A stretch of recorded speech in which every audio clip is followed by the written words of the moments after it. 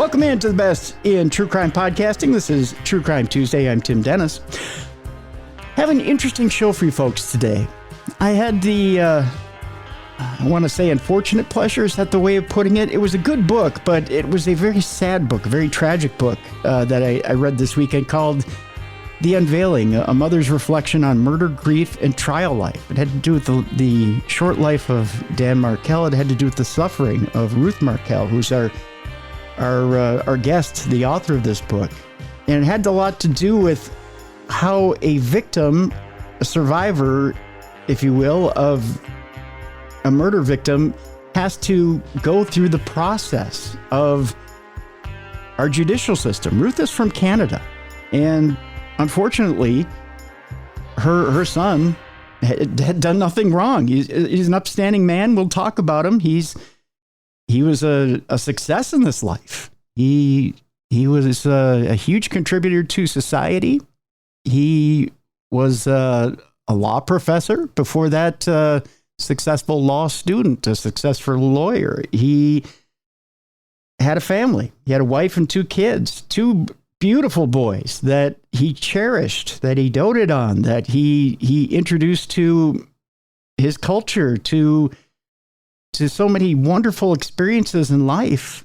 And all in an instant, as he was pulling into his garage, Dan was tragically gunned down as he was on the telephone. We'll get the specifics from Ruth as we bring her in. Ruth Markel is a noted author, public speaker, and the president of R&M Enterprises, a leading management consulting firm. She has worked in senior management positions in both private and public sectors for the past 40 years. Ruth has lectured on issues concerning negotiation and advancement in organizations at the University of Toronto, the London Business School, and Ryerson University. In addition to several TV and radio appearances, Ruth's published works include 10 different books that are out there. Due to the unforeseen murder of Ruth's son, Dan, she and her family have appeared on 2020, ABC, Inside Edition, Court TV, and Dateline NBC, and participated in the hit podcast Over My Dead Body by Wendi. With support from Dan's friends and extended networks, Ruth is engaged in efforts to change Florida's restrictive grandparent visitation statutes, which we'll talk about today. Another important reason we wanted to have Ruth on the show, that is to provide access to courts for other families facing terrible circumstances, such as the one that she went through. She lives in Toronto currently with her family.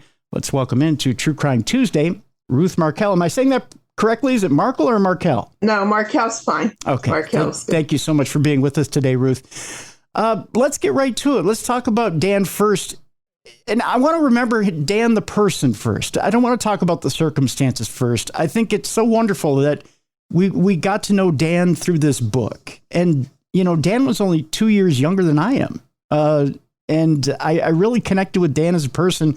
We had a lot of the same interests and a lot of the same loves of things in life. And so I'm glad I got to connect with Dan in this book. And I'm glad you did such a good job of putting Dan out there as a person throughout the book, Ruth. I want to thank you, first of all, for that. But tell us a little bit about Dan Markel as a person. Who was Dan? First of all, thank you so much for having me. I think that it's a very important part to be able to talk about terrible circumstances such as we've gone through, which is murder. But I'll tell you about the positive parts of who Dan was and about Dan. So first of all, Dan's Canadian, because many people don't believe that he's Canadian. He's actually born in Montreal. And we moved to Toronto when he was five years old, and he started, public school there until high school. He was very much not studious. I'm going to come to his academic achievements, but as a young child, he was very, very much Dennis the Menace. And also he loved, the good part was, I think he got all his early education from reading comics. So I have I had and I actually still have a little bit of a pile of his comics, which I think gave him his vocabulary and his love really for reading. He did settle down, when he was about 10 years old.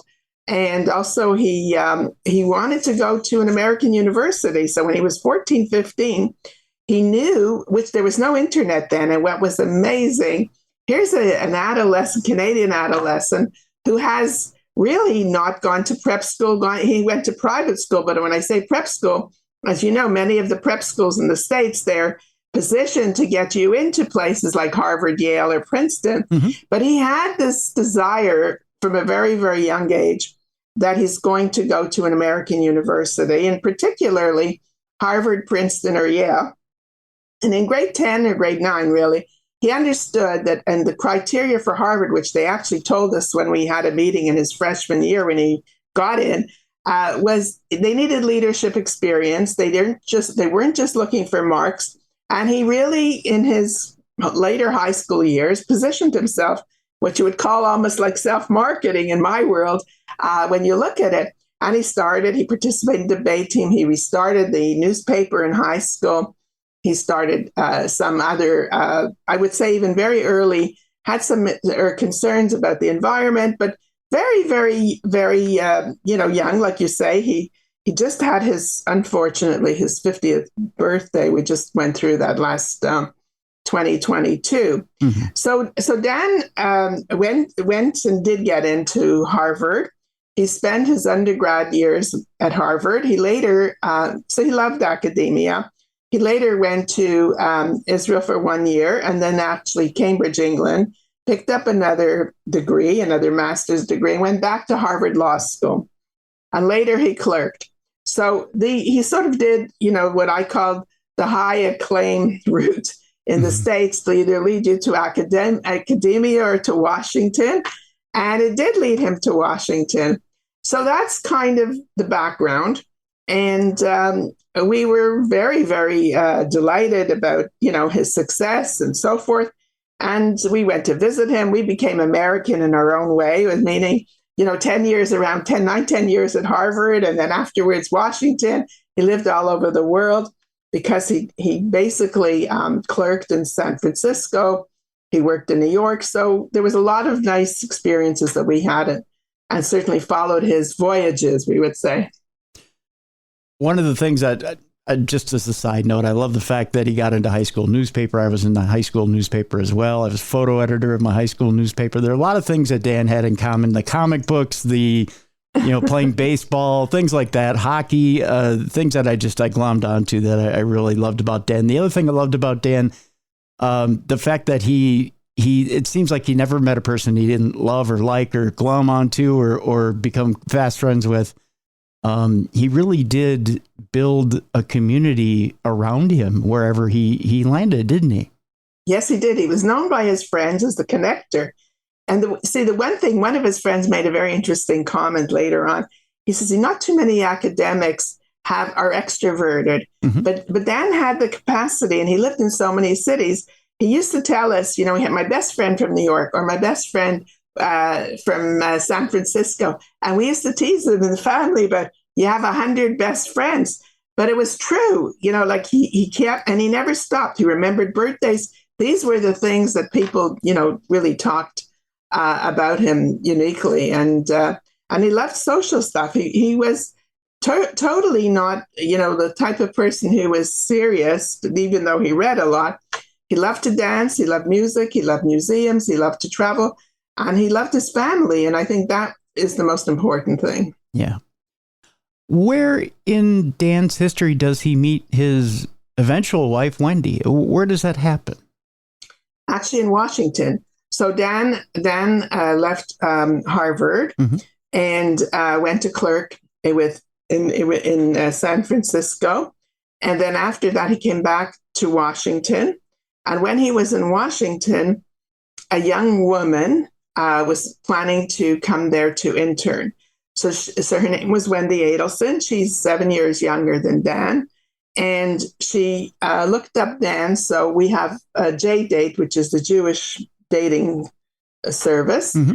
And she and her mother picked out Dan together on the dating service. So she already had a job lined up. I think by that point, she might have had where she's staying. Mm-hmm. And she basically stayed there to find a friend, a date, so to speak. And that's how they met. And she's 7 years younger than him.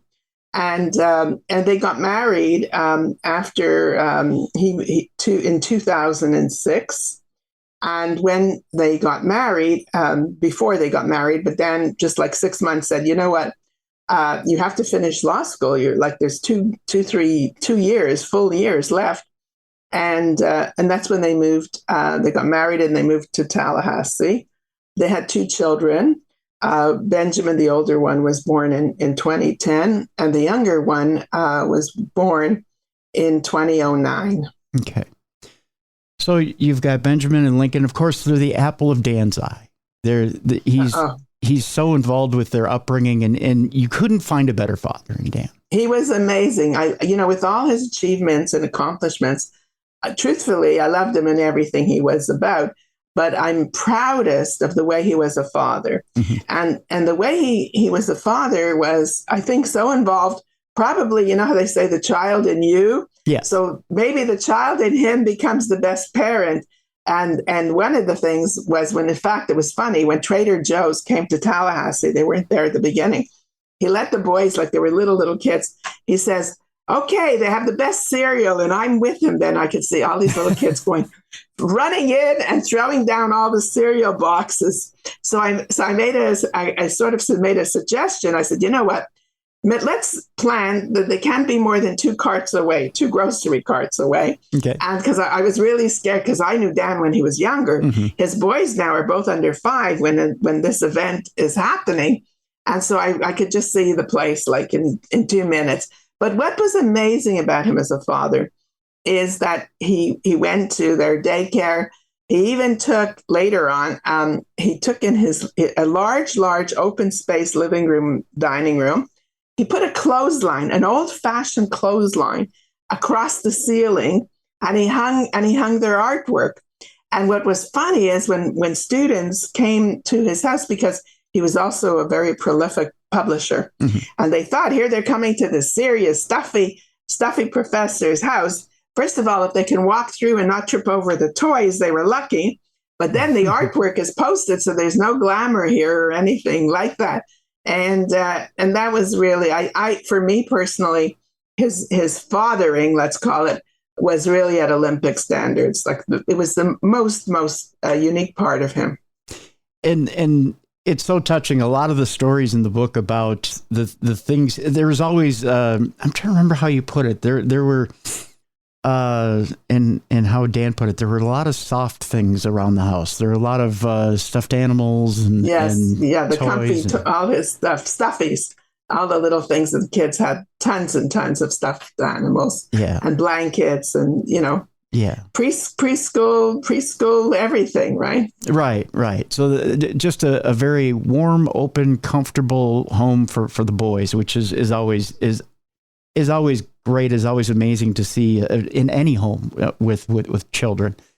So there's the warmness and openness that Dan has with the boys.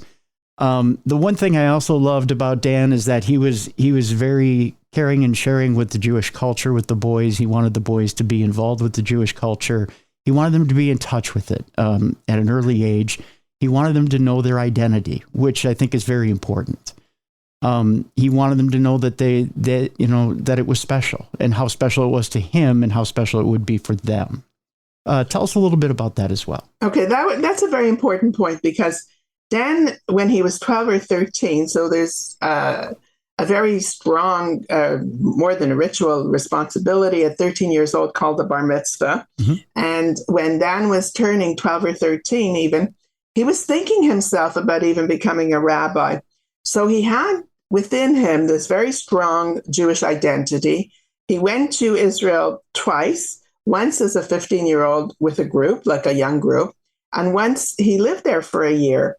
And that was like when he went to Hebrew U, like a whole year after Harvard undergrad. And he always had this longing. It was really within his blood, let's call it. And he remember he in so many cities. I was telling you about that. Mm-hmm. And wherever he lived, he sought out this is pre-children, pre-marriage. He sought out what do they have Friday nights for services? What do they have Saturday mornings? What do they have for the high holidays? So he was always identified himself strongly. It didn't mean he was like an occasional Jewish person, which means you go to the synagogue on the high holidays, Rosh Hashanah or Yom Kippur is our Day of Atonement. So he wasn't what we call a 4-day a year, Jewish participant in his synagogue, and very much committed and didn't even work on most of those holidays and so on. Mm-hmm. And he went and he loved the whole experience, and he wanted the children to be brought up kosher. Mm-hmm. Kosher means that they're not allowed to eat certain meats, which is particularly pork and different cuts of other meat, and no seafood. And that was really what was the important part to him, that the children knew where they were coming from, what kind of identity and what type of sort of rules, let's say our structure. We have a lot of structure in the religion. And he wanted those children to be brought up within those standards. And it seemed like at the beginning, when Wendi and Dan were together, that it was okay, that they were on the same page, that everything was fine, that the boys were in line with being raised kosher, with being raised according to the way, to at least to Dan's wishes, that everything was going to be all right. But there became a fracture, for lack of a better term, during the marriage, and it seemed like Wendi was maybe going behind Dan's back a little bit. Is that fair to say? I would say before that, there was not so much behind Dan's back as much as there was really interference from her mother, Donna. So, and this became really a critical point. Dan and Wendi in the initial stages brought to the daycare, instead when they had beef hot dogs or something else, they brought tofu, they brought falafel, they brought other forms of food. And when Donna, who was up visiting quite frequently in Tallahassee, would go to the daycare, she would tell them, don't be silly, don't listen to what the parents want. Give them whatever the other children are having. And the other thing that really also was difficult, more than difficult, was McDonald's. All the children liked McDonald's. We like McDonald's also, but they had cheeseburgers. So combining meat, which was not kosher, with cheese is another rule, because we're not supposed to combine dairy and meat at the same time. So the cheeseburgers, and even one time when I was there, anytime they played soccer or something, now they wanted to go to McDonald's. One time I was in the car with Danny even, and the kids said, "No, let's go to McDonald's." And Danny was hesitant, but I said, okay, I think we can go to McDonald's. McDonald's has the best milkshakes and the best French fried. So Danny caught on what I'm doing. No protein, none of the, we're eliminating everything that's kind of dangerous. Yeah. You know what I mean? Yep. And so forth. And it was great. And then we went later on for some protein stuff. But the point is that we had to deal with this now because, kids, why can't you go to McDonald's? We would tell them why not. But the point was they were ready, like totally ready to go. So Donna really sabotaged, in plain English, most of the concerns that Danny had strong concerns about Jewish identity. That's terrible. I mean, and am I right to assume that Wendi's family is also Jewish? I mean, why would they? Yes, they are. But, like everybody, every religion has, they're what you would call Reformed, Jewish, and they have observations too, but the holidays. But they might not respect in a negative way, but they might not own so much some of the kosher rules, which many families don't have.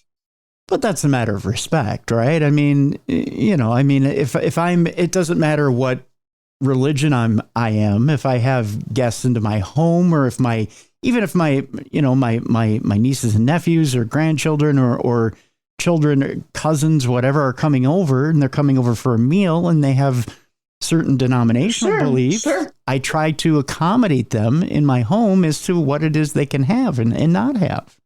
We don't give people nuts today. We ask questions. Yes. Every restaurant today asks you very clearly, are there any allergies to this or that and the other? So we're living in that world within, all these dietary kinds of comments and restrictions and so forth. So it would not have meant anything. But that was really one of the real strong issues. And the other one from Donna, which was that she really wanted the children and Wendi to move out of Tallahassee. So this was, creating like two big issues, not to say later on, much later, that Wendi had the same desires, but it starts to put pressure, on the marriage and on the relationship.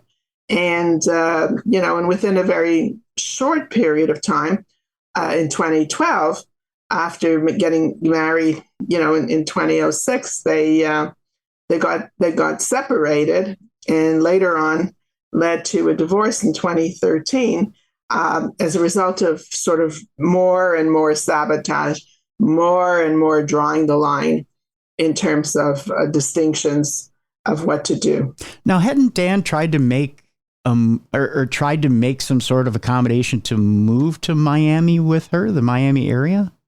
He did. He had initially applied to Miami Law School and so forth. He would have. Danny was very flexible in where he was and where he would go. And I'm talking about prior to any of the discussions about leaving Tallahassee. He would have gone anywhere in the States. Wendi had a stronger interest to go maybe to Washington and to warmer climates. And then it narrowed down very specifically that she wanted to be closer to her family. And so where Danny had a full range of opportunities to look at and places to go, things were narrowing down anyway.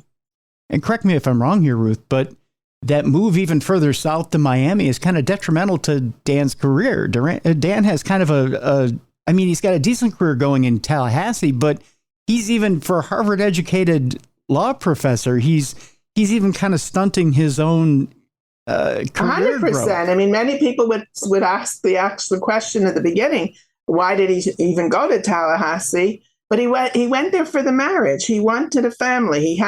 He wanted everything in life, meaning a family and a career. And he could, in his own world, he saw the capability of doing them both. And, and he wasn't that stressed from the Tallahassee experience. He actually liked it there. He had a lot of opportunities. Later on, he went to New York I think it was almost every month, where he had, let's call it an honor, to run a program with NYU and some of the other universities for their faculty. And he loved it. He did this colloquium.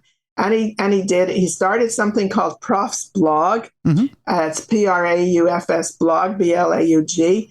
He was very well noted for it, which was very, very successful. He co-founded it, which was very successful. He was doing all kinds of law review submissions and getting most of them accepted.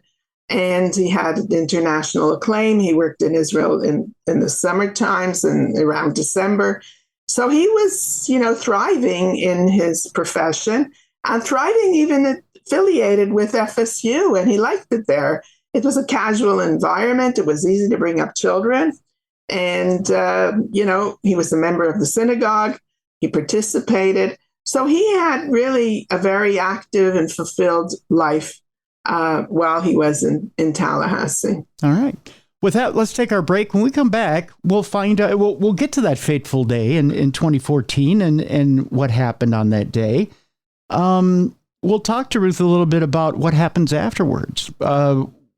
Some strange coincidences. I won't say coincidences. Some strange happenings immediately after Dan dies, having to do with Wendi and the kids. And then we'll talk about the long, slow grind of American justice and how it differs from the Canadian system. And then we'll talk about grandparents' rights. We want to talk about what happens with the other side of the family when a loved one dies, and why is it so hard to get to see your grandchildren. We'll talk about that, and we'll talk about a bill that has become a law since then. We'll talk about that when we come back here. The name of the book is The Unveiling, a mother's reflection on murder, grief, and trial life. Our guest is Ruth Markel. You can get that book in the link in the description of this program right now during the break. We encourage you to go click on that link and get that book. When we come back, we'll talk more about that fateful day with Dan Markel when we come back right here on the best in true crime podcasting. This is True Crime Tuesday. Welcome back to the best in true crime podcasting. This is True Crime Tuesday. I'm Tim Dennis. Our guest is author and we'll just call it murder survivor. I think that's the best way to put it. Ruth Markel. She's penned the book, The Unveiling, a mother's reflection on murder, grief, and trial life. A fascinating look into what to do once you've gone through the murder of a loved one. Ruth, I have to send my condolences, first of all, to you. And second, I wrote a review on the book after I got done reading it. I don't do it often when I read a book, but I gave it 5 stars because I was enthralled with the book. I was fascinated by it. My heart went out to you and your family.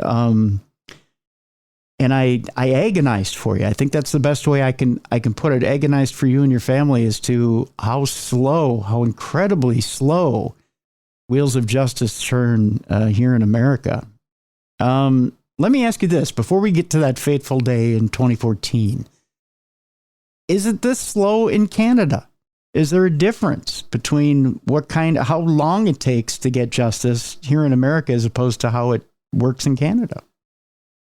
Well, I think it's really different everywhere. It depends upon the evidence. Right now, I've become a criminal lawyer, since I'm exposed to all this. But I want to talk about, thank you, first of all, for mentioning the book. And I guess thank you even more for sending in any kind of comments and reviews. And I hope your listeners will do the same. I want to tell you why I chose the title, The Unveiling.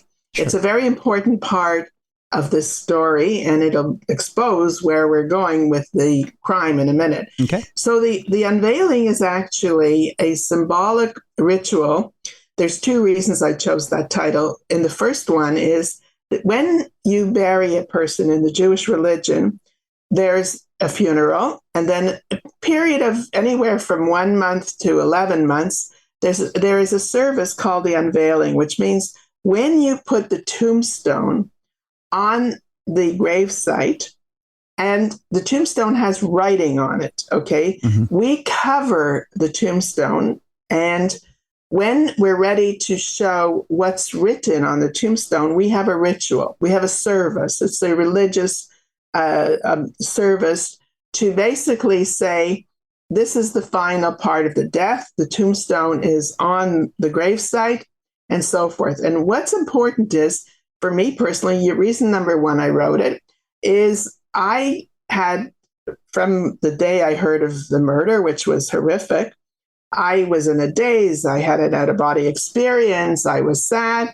But it was when the actual ritual and preparing for it of the actual unveiling happened, I went into deep grief. So that was the beginning. And I want to give voice to all these families now who are in grief. Look, if we just look now at all the school shootings, I believe there's been 94 shootings. Today's March of 2023. All these people are suffering, and we have to talk about that. We have to be able to say that. So that's the first part, and the first part of the book talks a little bit about grief and loss. The second part of the reason is more important. So there's this fabric that covers the tombstone. But I want to lift the fabric and tell the world what it's like to be a homicide survivor. And you just asked about the criminal system and what it's like to be a victim in the criminal system. Mm-hmm. So basically, here we are. We're going to talk about a terrible crime, lift the veil, let people see what people go through. So that's the reason for the title of the book. Yeah, and the scene in the book where you're talking about the unveiling is particularly powerful as well. One of the things that's also pretty powerful, and if you don't mind, I want to talk about it as well as your uncle Lazar, who had a special relationship with Dan. Your father died when you were young, and he took over. there's something to be said, and I tie this into grandparents, and we'll talk a little bit about grandparents here coming up as we get further into the show. But Lazar was there when your dad wasn't, and then was there for Dan growing up, and Lazar lived to be 97 years old. Mm-hmm. He was the father figure. Yes. He was the grandfather figure. He had a very special relationship. So my father, what's really sad, my father died at 42 from a sudden heart attack, 7 minutes. There were a Canadian snowstorm, and that was it. One heart attack, one snowstorm, quick, unfortunate, terrible. And Dan died at 41. I mean, these are not good stories. Right. But my mother, who was a widow at 38, so her younger brother, Lazar, he was 35, and he stepped up. He was the father figure and the grandfather figure for everybody, and for me, a father figure, and for Dan. And he had a special relationship with Dan because, you see, also Danny liked the Jewish culture. Now, my uncle had survived the Holocaust, so he wasn't in a camp, but he was so pleased that all my daughter, also her name is Shelley, she's 3 years older than Dan, were continuing the Jewish faith. And that was something that really pleased him. And so this was definitely where he had special relationships with Shelley, with Dan, and all the children. And he was a very loving and important person in all our lives. Please tell us, please tell our listeners how he got through World War II. It's amazing. The story is just amazing. This is an amazing story. It's actually a good story because most of the other stories are terrible. I grew up without any grandparents. They were all killed in the Holocaust. So my grandparents in Lithuania were basically in the shoe business, leather business. And the day that the Germans came into the ghetto, there were some families who were buying boots, like farmers. They were large. They had a lot of farmers who were their customers who bought, think of military boots and high boots to your knees. And one of the farmer families saw my uncle, and he said to him, he says, go another 3 miles. We're going to see if we can get somebody to hide you. And they did. And my uncle was hidden. He had to change families 1 or 2 times, but he was hidden by one family for over 2 years during the war. The person who owned the farm had 26 employees. My uncle was saved in the barn on top. What's amazing in the story, the most amazing miracle is the farmer gave my uncle papers, like adopted papers, and he decided, the Lithuanian farmer, non-Jew, said to my uncle, we're not going to be safe here anymore in Lithuania. The Soviet Union is coming. See, the Russians, so this is to show you, if you know history, it's between the Russians and the Germans. And what happened was the farmer, so the Catholic Lithuanian farmer, gave my uncle his family name, and they left together to go back through Berlin. Now, here's what's amazing. They're still in the middle of the war. It's 6 months before the war has ended. I'm getting goose pimples as I'm telling you the story. Mm-hmm. And my uncle with this Catholic farmer and his whole family, they go back through, because my uncle spoke German fluently, mm-hmm. and also Lithuanian. And they go back through the Gestapo. My uncle talked about this many times in his life, back into Berlin, and they stay in Berlin till the war ends.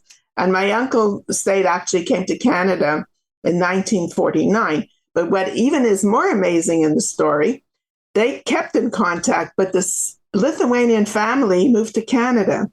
They moved to Hamilton, which is about 40 miles out of Toronto. Now, my uncle lived in Montreal all his life, but he visited me frequently. Mm-hmm. So we always went to see this family. I mean, it was just, and he helped them out later on back home. And it's the most amazing story. It's a big story. And even after all that, your uncle was there for everything for you, and was there for everything for Dan, everything. He'd show up for school functions. He'd show up for family functions. He'd show up and was just an amazing parent. Really, he was. And he didn't marry. I have even more to tell you. He was 35, when he, let's call it, took over the fathering role. He didn't live in the house with us, but he was there all the time. And my mother went into business with her two brothers. So the point of the story was he married when he was closer to 50. So he almost waited until I got married. He married after me.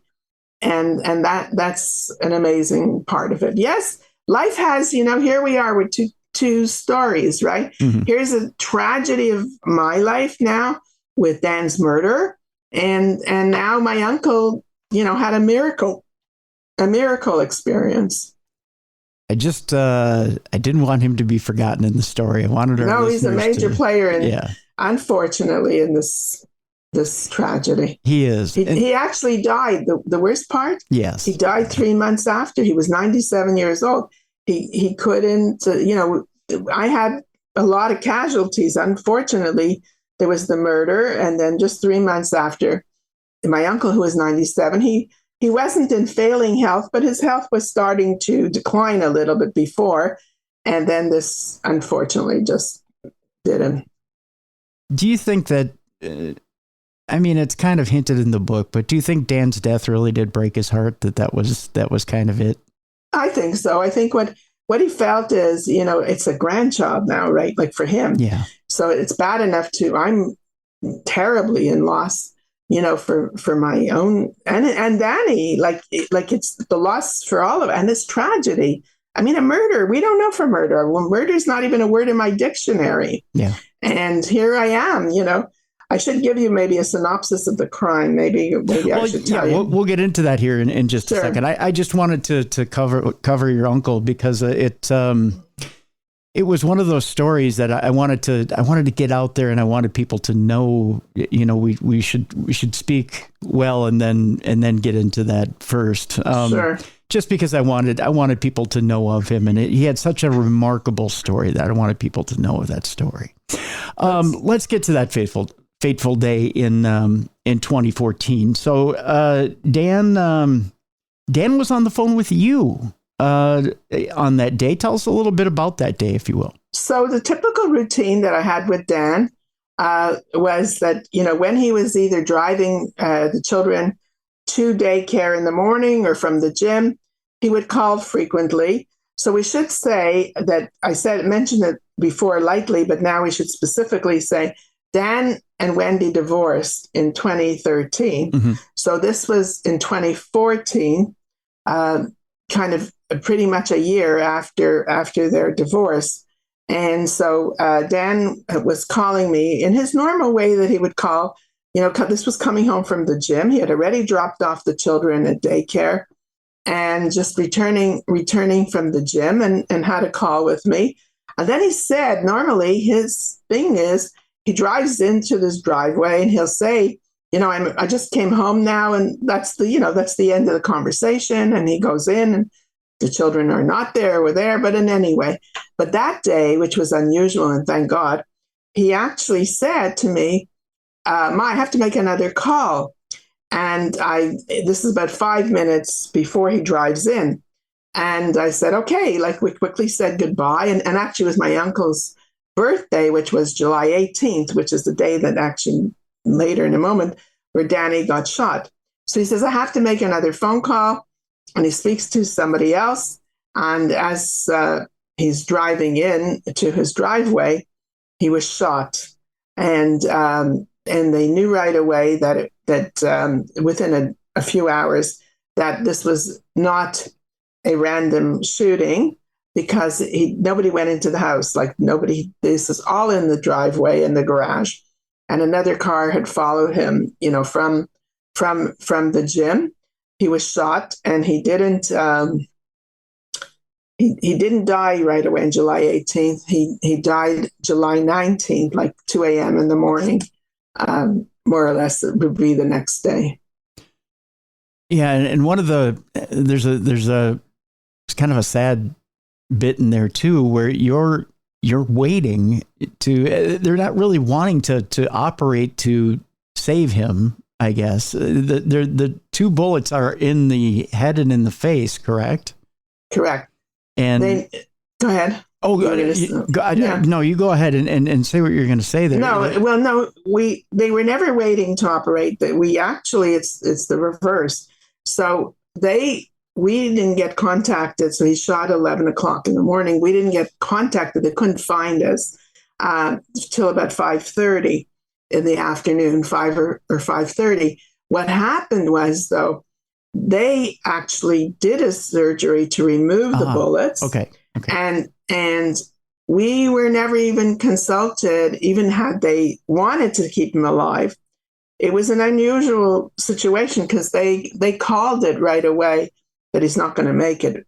Mm. So we had my first phone call was actually from a rabbi who worked in Tallahassee, who somebody from the university had called him in, and he did what you would call, like last rites, sort of. We don't call it that, but it was sort of like that. Mm-hmm. And he put on the emergency doctor from the Tallahassee hospital, and he explained to me right away that it was horrific, that he's not going to make it. And not only did they tell me he's not going to make it, they said by 2 a.m., I mean, they had it ready, pretty much understood what part like.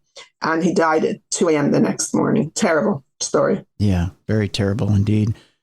And you're of course in Toronto at this point. He's in Tallahassee. There's nothing you can do except for wait. I'm in Montreal. I'm not even. I'm sorry, in Montreal. In Montreal, visiting my uncle on his 97th birthday, and I have to get back to Toronto in the morning. Yeah. So this was real problem. We had a lot of logic. I didn't have my passport. I'm very pleased. My son-in-law had his brains on at the moment. And he says, "Ruth, do you have your passport?" I said, "No, I have nothing."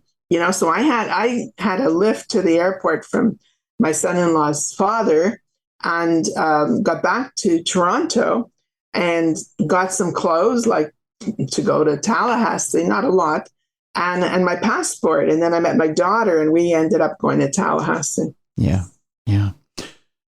The circumstances get even stranger after that. So you and your daughter go to Tallahassee. It's in this, and I'm kind of speeding forward a little bit here, and I apologize, Ruth. No, that's good. I think it's good for time's sake. Sure.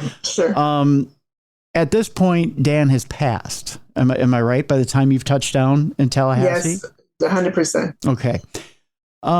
You go to meet with Wendi and to make sure that the boys are all right, that Benjamin and Lincoln are all right. And you have just one meeting with not just Wendi, but it seems like a house full of characters, including do they pronounce her last name Adelson, or is it? Yes, Adelson. Okay. The Adelson family is all there. The mother, the father, I believe Charlie, No, Charlie wasn't there. Charlie or Rob wasn't there. First, we had a memorial service on the Sunday. Okay. So Dan did die Saturday. Let's call it 2 a.m. We had a memorial service, and we went for dinner because we went for dinner. We went to visit Wendi in the house. Now they're divorced, so we've never been to, let's call it, the residence that she has since Dan and her have divorced. So her mother is there with her father, and Phil, Dan's father, myself, and Shelley. We're all together, and they had other family friends who dropped by. Okay, so you've got a house full of people, and of course, you would think, being a grieving widow, she'd want to talk to you, sure, right? Correct. Didn't happen, though. No, nothing happened like that. We had been, first of all, in a long service in the synagogue in the morning, and Wendi and the boys were in the back. And the same thing when we arrived at the house. She had very little, really face-to-face contact with us. She went into another private room and spoke to her friend for most of the time. And then the story gets even more stranger, because the next day we wanted to see the kids. We now saw them on the Sunday night. We knew we had to go to the police in the morning. We had to get to do a funeral, and we made plans to meet them 12 o'clock lunchtime the next day. And we call up and to confirm, and she says, "Sorry, you can't come. The kids are busy." And that was devastating. How could they be busy? They're 3 years old and 4 years old or whatever, little kids, preschool, and it's summer. It's in the middle of summer. Anyway, we didn't see them, and we never saw them again in Tallahassee because the family left abruptly from Tallahassee. So that's the story there. And they left abruptly from Tallahassee to go where? To South Beach, Florida. Amazing. So they up and moved. They up and moved. Yeah, terrible, terrible story.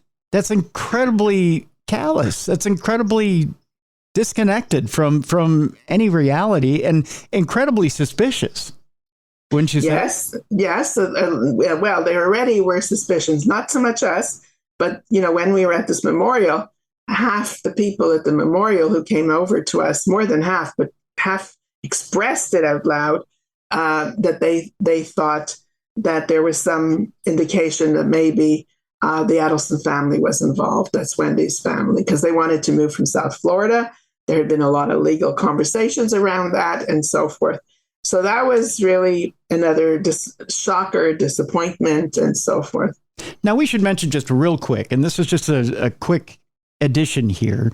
There was although things were tense between Dan and Wendi, they had both moved on. They both had other partners, correct?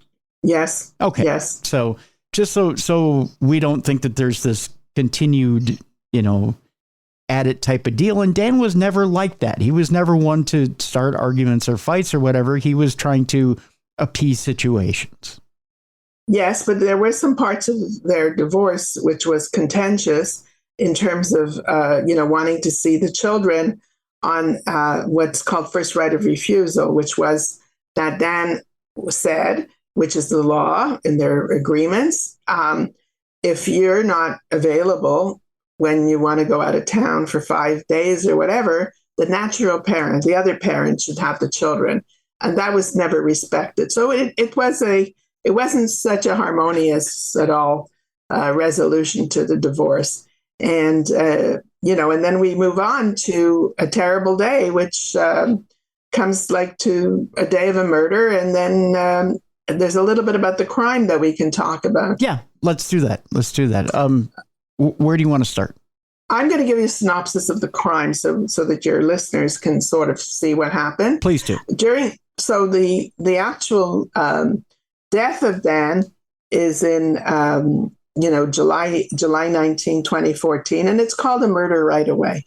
And then what happened was there was a car that the neighbors saw, which was a Prius, and that gave the police a cue, an important cue, of whether it was a white or green Prius. And in the first year after, we had total silence after the murder because there was no new evidence or anything. But on the first year anniversary, the police did a major conference and they announced that they found a car, that they have a car, and they had followed it. So we now, everybody becomes active and intense and so forth. So the resolution of the car finding, let's call it, was in May 28th, 2016. Zafreda Garcia, who's known as the killer, the hitman himself, is charged. And at that time, two things happened. One is he had been arrested. And then also 2 days later, there was a probable cause affidavit, which was released, and the family names of Donna Adelson and Charlie Adelson were noted as unindicted co-conspirators. So that really threw, now I told you before, there was a lot of questioning and whatever. Yeah. So that was two big facts. A couple of days later, June 17th, a man named Luis Rivera, who was the best friend of Garcia from childhood, he was arrested, but he was already in jail on a drug charge, and he's now arrested. And the two of them now are in jail. Mm-hmm. And then when Rivera, a few months later, started to think about him staying in life and the death penalty was on, he decided he would plea bargain, which he did. And this brought in a woman called Catherine McBanoa, who was the go-between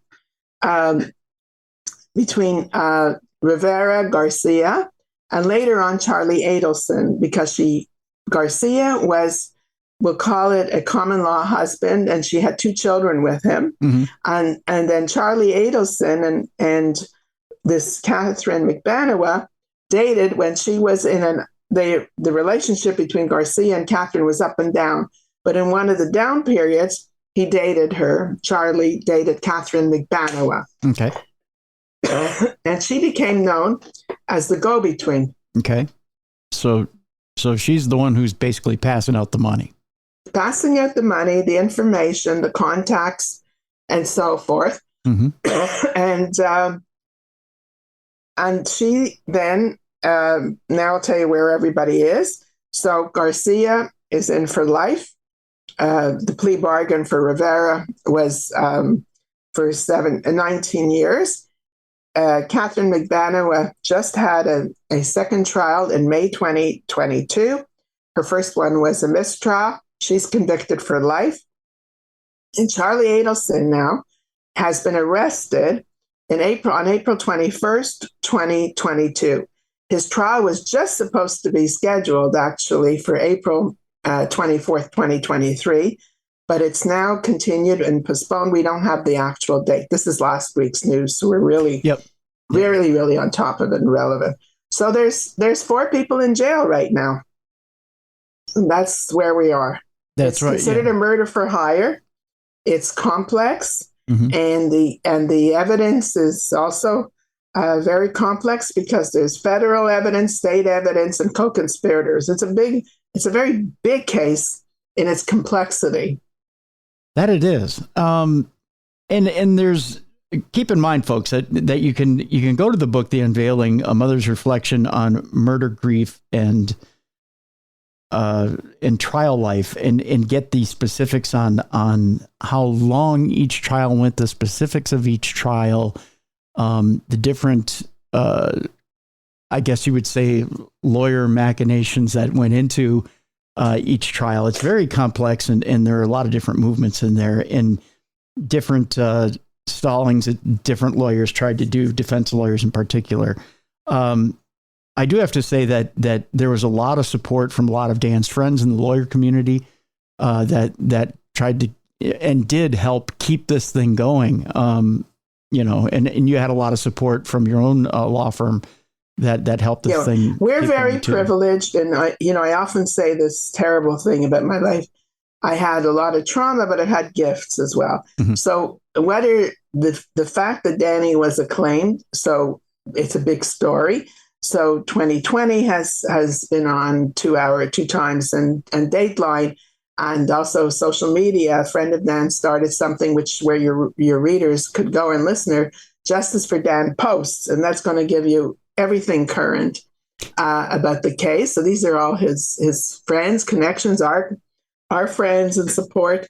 So there's been a podcast by Wendi, Over My Dead Body, which has had over 10 million listeners. Last time I heard, and I heard it's even more. So the case has a lot of limelight, the story. And in that sense, we have a lot of opportunity to use our voice and go forward, when we need to have access to certain situations. And we'll put up a link for Justice for Dan as well, so that people can go check out Justice for Dan as well. Ruth, I got to ask you, let's get into the subject of grandparents' rights, which I know, you're very passionate about, as you should be. Let me ask you this. What was the length of time, and how old now are Ben and Lincoln? They Benjamin just turned 13 in December, and Lincoln turned 12 in October 2022. Wow. So they really are getting older. Yeah. And you have now seen them, is it once since? Once. We weren't allowed to see them for 6 years. Okay, so this is the background. Wow. After the arrests, everything changed because, as you heard before, that the family was named potentially in that probable cause affidavit. Allegedly, we don't know anything. But at that point, all the circumstances changed, and I had some concerns that there could be an arrest and somebody would not be managing the children correctly. I looked into a place that had a, sort of an emergency environment for children, like if they were suddenly had to be taken in. Nobody wants foster care. Nobody wants Department of Family and Children's Services to come in when there's all kinds of people around. Anyway, so Wendi didn't like that, and she cut us off. And that became the initial part of our, what I call grandparent alienation, which is a huge problem, by the way. We have, nobody wants murder, nobody wants crime, but grandparent alienation, parental alienation, these are not small social problems. I mean, I'm not the only one who ever, had that story. And what happened was we were literally cut off. We tried through the back, to have our lawyers talk to her lawyer. Nothing happened. I mentioned just before, we had media access. Phil and I, and we never went out. Phil and I never, that's Dan's father. We never went out on any TV or anything when Dan was first murdered, because there was a lot of news about it. Mm-hmm. But we decided there was a few shows that were coming up on Dateline in 2020, and I think it was another one, Inside Edition. We had a chance to always be interviewed. They wanted us, we were going to be interviewed, but then we really used our voice to talk about the grandparent issue. Nothing happened. And then I live in Canada, but we do have a firm we work with, Matt Benjamin in New York from Gibson and Dunn. He's our lawyer there. And he said, Ruth, you're going to have to write a bill. A bill? I'm sitting in Toronto. When am I going to write a bill? And I love our laws enough, and I do know social policy and law, but this is like, hello. Anyway, what happened was he was right. And then my American friends said, you have to get lobbyists. You're not going to solve this problem. Anyway, I wasn't quite ready, but after the 2019 trial of Garcia, a young woman comes up to me. I'm in Tallahassee.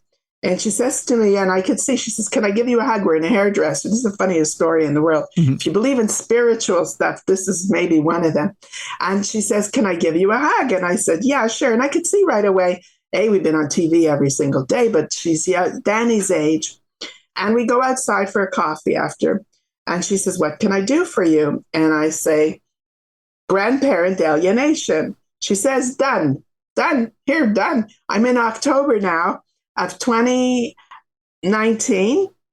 By January of 2020, she does get a House bill introduced by Jeff Brandes in the Senate, and then we didn't have time to get it through the rest of it. So her name is Karen Halpern Cyphers. I'm indebted to her and a whole community. Takes a village.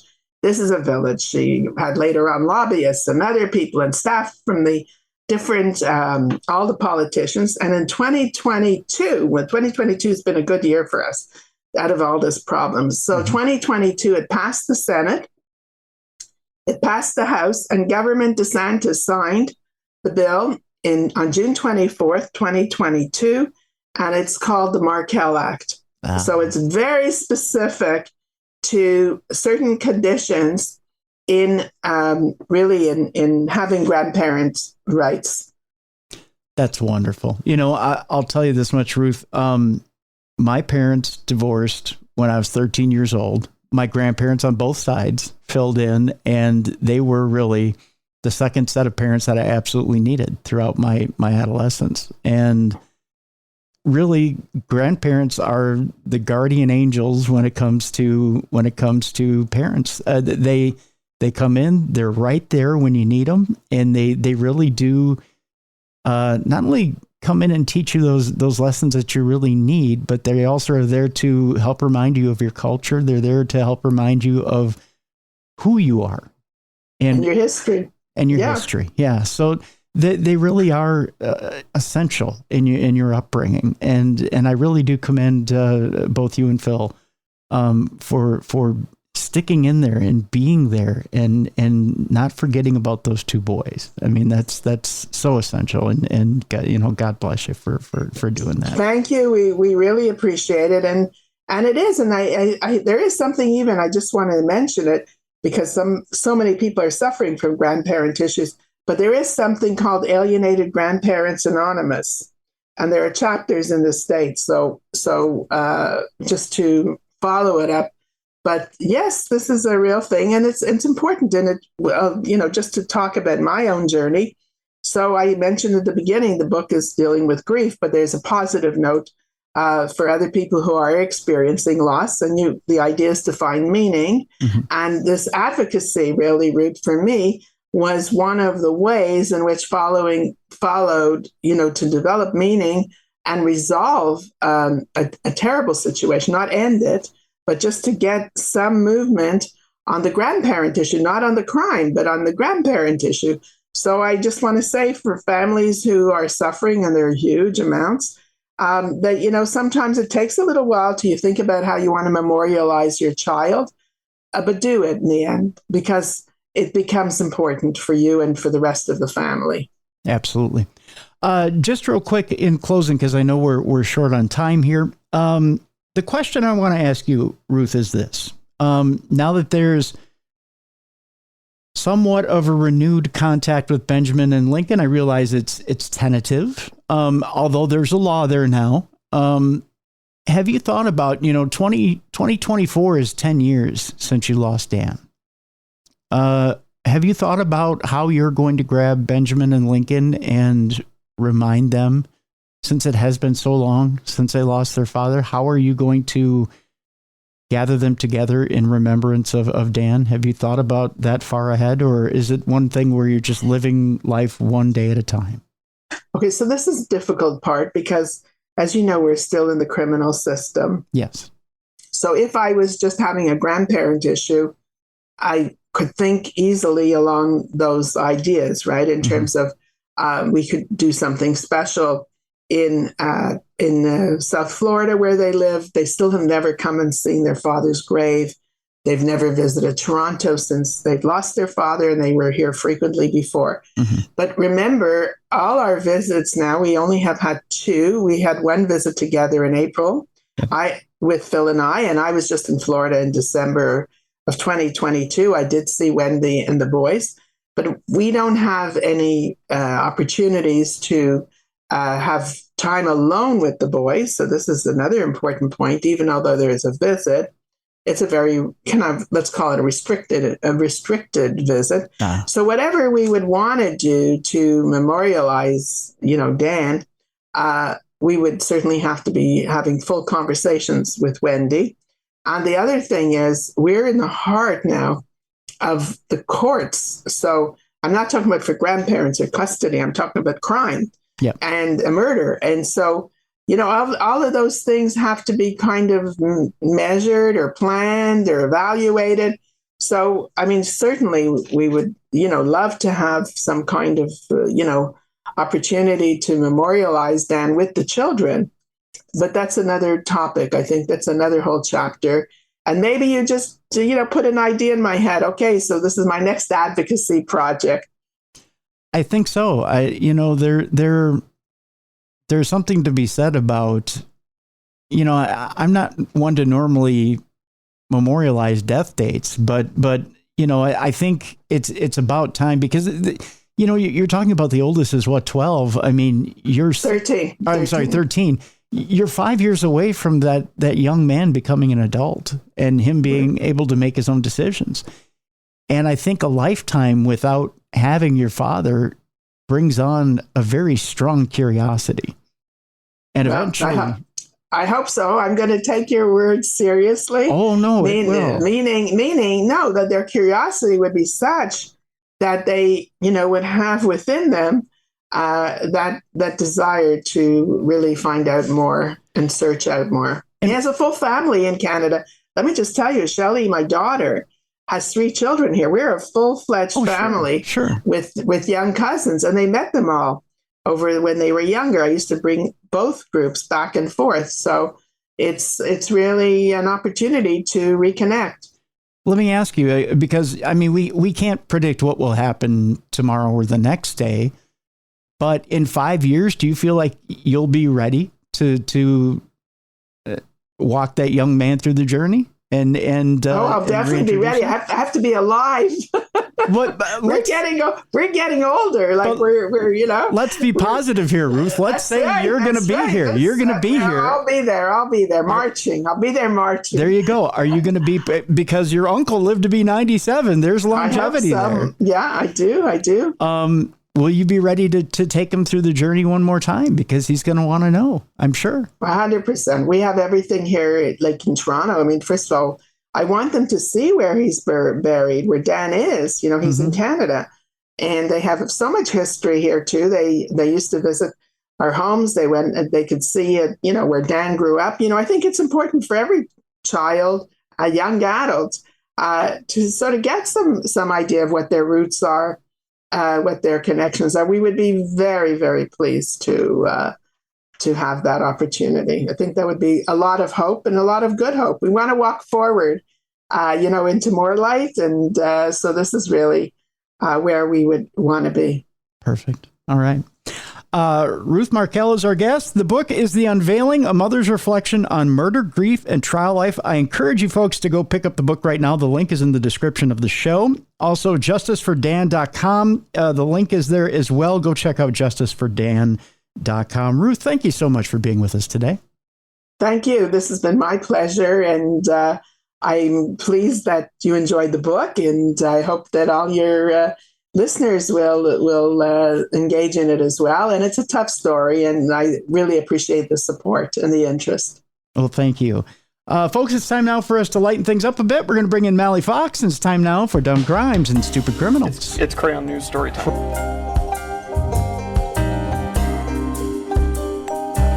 What happened with this dude, Christ Bearer? I heard he cut his penis off and then jumped off a balcony. Suspect pulls gun from butt, shoots twice at Denver police. What is your emergency? I need help. And what's the problem? I'm too high. You're too high? Yeah. It's that time once again. Time for Dumb Crimes and Stupid Criminals. And we got to bring in a co-host. Normally I'd say it's a co-hostess with the mostest. We're bringing in... For a change, we're bringing in Mally Fox, which is a refreshing change. Mally, how you doing? I'm great. How are you? Very good. It's so nice to hear your voice there, darling. Oh, yeah. Thank you. It's nice to hear yours as well. Well, it's good to be heard. That's true. I don't know if you know this. The alternative. Yeah, as opposed to the alternative. I don't know if you heard this or not, Mally. I had a fondue machine put in where my heart used to be. I did not know about the fondue machine. Yeah, I figured I'd try something different. Yeah. Yeah. Make myself useful. So I've been telling the listeners that, so, But it's Dumb Crimes and Stupid Criminals, and boy, have we got some unusual Dumb Crimes and Stupid Criminals this week, so hang on to yourself, folks. We've got, at the end of the show, the last 4 stories are not safe for work stories, so we'll give you plenty of heads up for that when that comes by. We'll tell you what happened to your favorite Subway guy. That's coming up here in just a moment. There's a new special out there, Mally, that people ought to be aware of as far as Jared Fogle goes. Have you seen the commercials for this thing? It's a little alarming. I'm going to try and get the producer of this show on the program. It actually has the phone calls from Jared. No. If you thought it was a little creepy to hear him say eat fresh. Right. Some of the other stuff he said is just plain weird. We'll tell you a little bit about that here in a second. Texas woman was arrested for trying to sell the car she rented for a cut rate price. We'll tell you about that. Florida woman pulled a loaded gun on a McDonald's worker over a free cookie. I think I might do that from a time or two since I'm on this new diet. And a stripper battered her ex with cash. I don't think that's part of the package you get at a strip club. We'll tell you about that and more. Plus, if you need urine for a test, by gosh, we got a woman to send you to. It's all part of that and more on Dumb Crimes and Stupid Criminals today. Mally, I mentioned it here just a moment ago. Jared Fogle. Now, when you were watching the Subway commercials, did you always say, that guy's kind of skeevy, or did you think he was just a nice guy selling sandwiches? You know what? At first, I thought he was a nice guy, but as the commercials went on, I was like, there's something off about him. Yeah, but I couldn't put my finger on it. Yeah, well, you wouldn't want to put your finger on him. I'll tell you that much. Yeah. Rochelle Herman's monster quest for justice veered too close for home. I have a problem reading the story even. The former radio and television host secretly recorded countless hours of conversations with ex-Subway spokesperson Jared Fogle in an effort to prove he was a child predator. This doesn't sound good, does it? No. Fogle said this, shockingly to Herman. It's going to be a woozy because you just took a deep sigh. I know, right? Fogle said this shockingly to Herman, a mother of then a 10-year-old daughter and 11-year-old son. In one such tape conversation, he said, "Will you let me see your kids naked?" Get out. Well, I would, but I have to read the rest of the story, Melly. Oh, my goodness. That question marked a stomach-churning turning point for Herman. That was a very crucial, pivotal, critical moment in my life, Herman recently told the Post while reflecting on the incident. I feel as though I died that day. Her covert operation also revealed chilling conversations in which Fogle expressed interest in, get this, children's nice, pure bodies. Oh, that's just disgusting. Oh, he is a creep. And suggested he and Herman should try and get some child porn videos to watch together, and even gushed about a sexual encounter with a little boy on a trip to Thailand. That was your Subway spokesperson, Mally. Yeah. At what point did she get the authorities involved? You know what I mean? Oh, we'll figure that out later. It should have in the been like here. Yeah. at the point where he wants to see her children. Then it'd be like, okay. Yeah, I think that's the trigger point. Yeah. Right. Yeah. Fogle said of the encounter before asking Herman, would you rather have a little boy or a little girl pleasure you? He said it was amazing. Oh, it was so hot, baby. It was so effing hot. Oh, this guy is sick.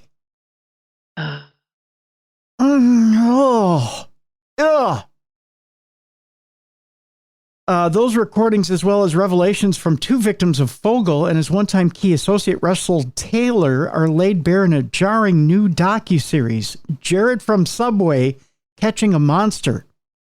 It's premiering as we're taping this show, March 6th, on the ID Network and Discovery Plus. So you'll be able to watch it on Discovery Plus. I'm going to see if I can't get somebody from that show on True Crime Tuesday. Yeah, that's very disturbing. Yeah, we got to talk about this asshole. That's all I got to say. This program includes numerous other horrific, never before heard statements by Fogle from the covert operation by Herman, who became an FBI asset in an effort to build the case. Of course, Fogle declined to participate in the docuseries. Fogle famously lost 245 pounds eating Subway sandwiches and probably running from parents who were trying to kill him. Mm-hmm. That's my guess. Becoming the company's pitch man when he wasn't filming commercials, going to schools to talk about diet and exercise, and raking in millions of dollars as the company's public face. Does that turn your stomach as well, Mally, thinking about that? Actually, it does. Yeah. I'm just curious if the documentary that's coming out is going to do more harm to him in prison. I mean, I'm sure already harm has happened. From what I hear, what happens to child molesters and stuff like that in prison. But I'm just wondering, with this documentary coming out with more proof, if it's going to do something or affect him while he's there. Oh, I'm sure he's going to get the kicked out of him in prison. Yeah. More so now that this is coming out. Right. Now that, because even though I'm sure streaming services aren't a big thing in prison, I'm sure somebody's going to get a hold of the documentary and show it. In, word's going to get out. Yeah. Oh, yeah. Yeah.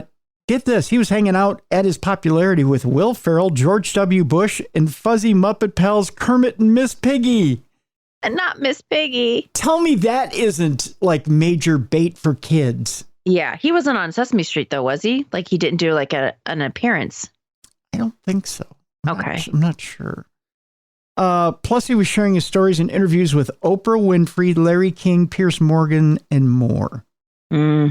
Fogle also is a father of two. You got to think there was some molestation going on there. Yeah. Was also preying on underage kids at the time. The initial exchange with Fogle that spurred Herman into action took place while taping a TV show segment at a Sarasota, Florida school in 2006. Fogel didn't realize his and Herman's microphones were hot. That's his first mistake. And that's when he first revealed his inner thoughts. So this guy can't even keep his mouth shut. Oh, geez. For a short amount of time. He's got to brag about it. Right. Oh. He had then leaned over to me, and above a whisper, he leaned over and he said how hot he thought middle school girls were. A shocked Herman recalled to the Post. I knew what he said was exactly how he felt. I know that there was something very sinister about that man, she continued. Behind the smile and the friendly presentation that he puts off, that was truly a mask, or that was truly a mask, is what she said. It's kind of a confusing quote.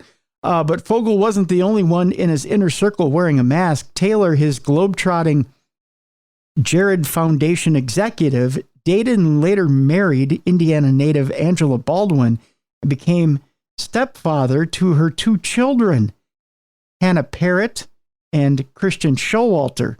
He entered into the girls' lives in 2012 when they were about 10 and 13 years old, respectively.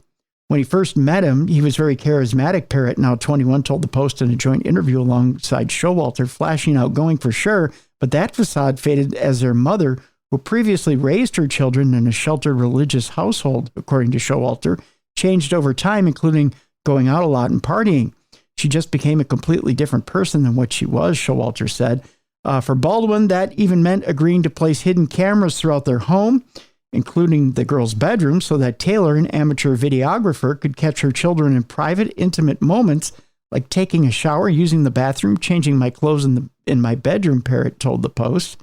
Jared was the puppet master, Showalter, now 24, told the Post. And then Russell and my mom were the puppets. This guy is just sleazy. Yep. Fogel pleaded guilty to child porn charges and was sentenced to 15 and a half years in prison in November of 2015. Baldwin was given more than 33 years following a trial in May of 2022. Taylor was previously pleaded guilty. He received a 27-year sentence. Just sick stuff, Mallie. Just sick stuff. Very disgusting. But that special is now on Discovery Plus, so you can take a look at it. Like, you know what? That's probably one documentary I won't watch. I think I would just be so disturbed by it. I don't think I could watch it. If anything, I would put a clear screen up in front of my nice 8K TV so I could throw shit at it. You've got like a plexiglass thing in front of it. Just so I could get my aggressions out. Right. Ugh. Because you can't hang the sucker by the balls. Nope. I mean, but you can just hope. Do you think he has any regrets? Oh, God, or maybe no. just regrets that he got caught? No. Oh, well, that he got caught. Yeah. But that's it. Yeah, that's it. Yeah. Oh, he doesn't regret a thing he did. No. And I'm sure if he got out today, if he got out on good behavior, I'm sure he'd go out and do it again. You don't think he'd change? No, not at all. It's, I don't remember where I read so don't quote me. I don't remember where I read the little factoid. I call it a factoid because it's not a fact for sure, but there's a certain amount of child molesters that can't control the behavior. They claim it's ingrained. I mean, some of them, claim that they can't control it because they think it's an actual chemical deal. But some claim it's behavioral. I'm not going to claim either one. Right. And I'm not going to excuse the behavior either. It's repulsive. Yes. You should know better. But, and there's no excuse for it.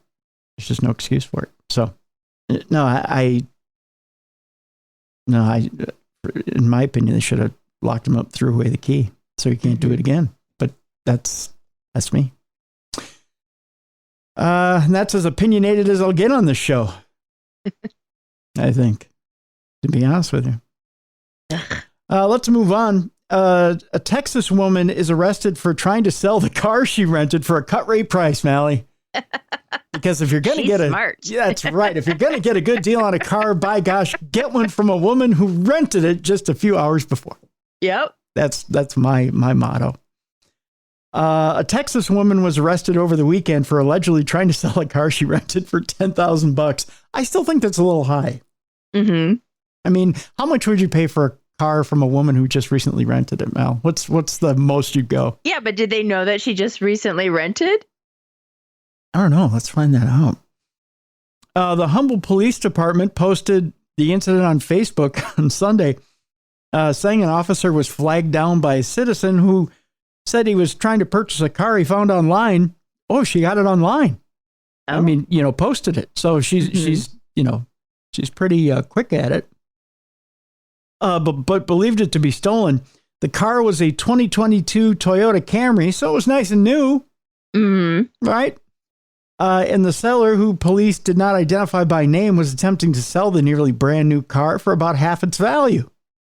Yeah, so it's worth about $20,000. You got it for 10. That's a nice deal. Yeah.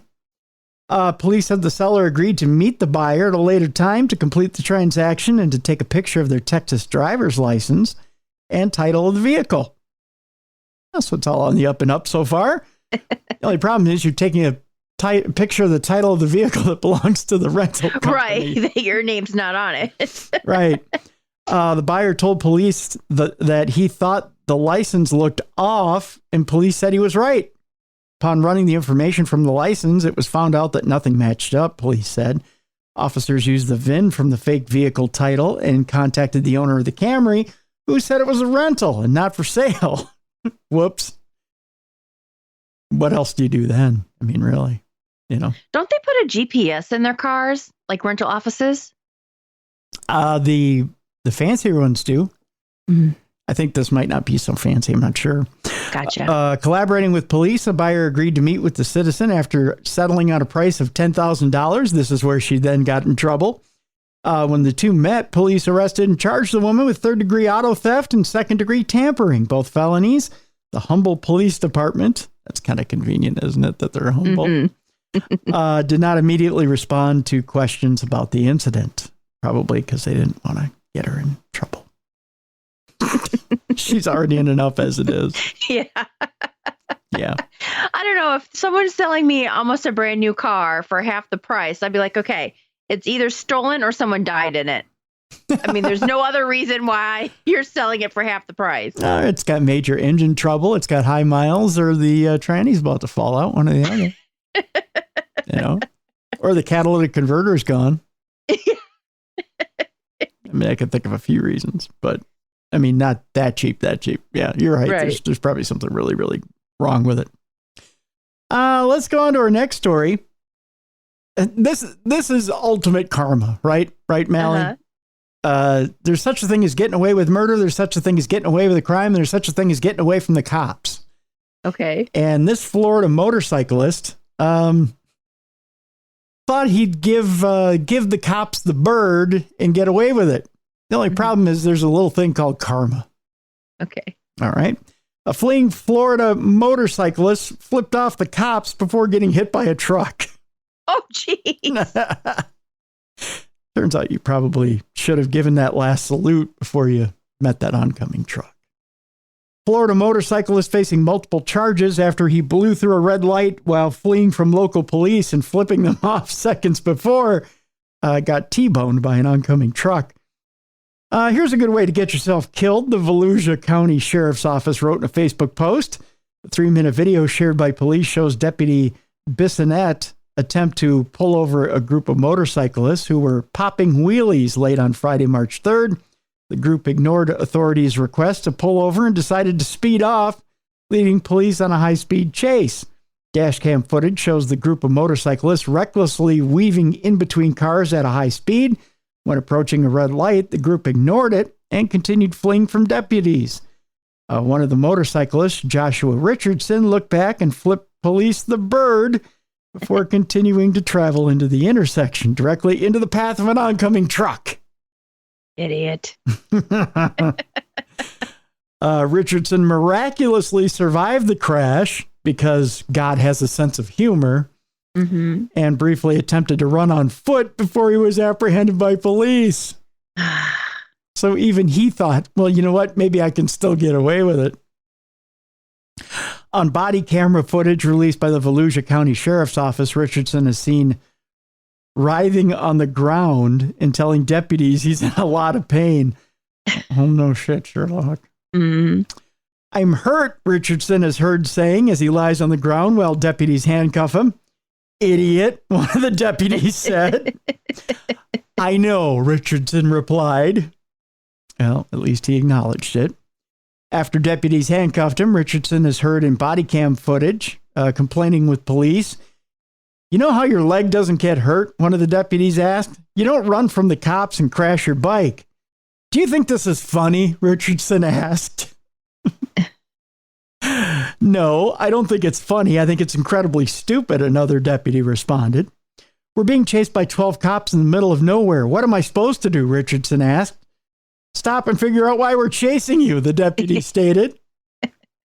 Richardson was charged with fleeing and attempting to elude law enforcement, resisting without violence, and leaving the scene of a crash, among other things. He is also receiving traffic citations for failure to stop at a red light and passing in a no-pass zone, just to add to all the other fun. The Volusia Sheriff's Office did not share if the truck driver or any of the passengers in the vehicle were injured or if the other reckless motorcyclists were apprehended. So there you go. Jeez Louise. Yeah, kind of a fun way to spend your Friday night. What's sad is that's probably not his first time that he's done it. No. I think he's probably made a run for it one or two other times and probably got away with it. Otherwise, why take the chance? Right. Mallory, of all the things you'd pull a gun over, what are the things you'd least likely pull a gun over? I would say probably parking spaces. You always see people get really pissed off in parking spaces. Yeah, it's only a parking space. I know, right? You'll find another one. Yeah. Yeah. But that's probably my least. Yeah. I probably least likely pull a gun over a good piece of meat in the meat section of a grocery store. The last donut in the donut case at a bakery. Notice I'm going around the grocery store. That does suck, though, when you've been waiting in line and you see like your favorite donut. Oh, that's true. And the person in front of you, you're like, okay, I've made it through like 10 people in front of me. And then the person in front of you gets what you want. Yeah, true. But you know what? It's America, though. Make more tomorrow. True. You can always go get it tomorrow. I found that 24 hours of patience is worth that sweet, sweet donut the next day. So, it's not that serious. And, it's just calories you'll load on tomorrow. So exactly. Yeah. Well, this Florida woman pulled a loaded gun on a McDonald's worker over a free cookie. She has a short temper. That's right. It's a buck. Spend the money. It's going to be all right. An irate Florida woman pointed a loaded gun at a terrified McDonald's staffer Thursday in a dispute over a free cookie. 24-year-old Amari Hendricks, who's not old enough to know better, was in the drive-thru at an Altamonte Springs McDonald's when she began arguing with an employee about her right to a complimentary cookie. Oh, don't we all have that fight with ourselves at one time or another? If they're not giving it to you for free, it's okay. You can drive away. Yes. Was it her birthday or something? I don't know. Just trying to figure out why they were giving out free cookies. A staffer eventually handed over the baked treat to appease Hendricks, but the gesture did little to calm the situation and the argument continued. You got the free cookie! Exactly. Drive away. Yeah. Holster the weapon and leave. Police said she then allegedly pulled out a black handgun, inserted a magazine, racked the slide, and pointed the firearm at a drive-thru worker. God. Why? You got the cookie. Easy there, Cookie Monster. They're not giving you a dozen. Jeez. Could you imagine going to prison for a 99-cent cookie? Oh, my God. The abrupt escalation startled staffers who retreated into the restaurant's interior and attempted to lock the front door.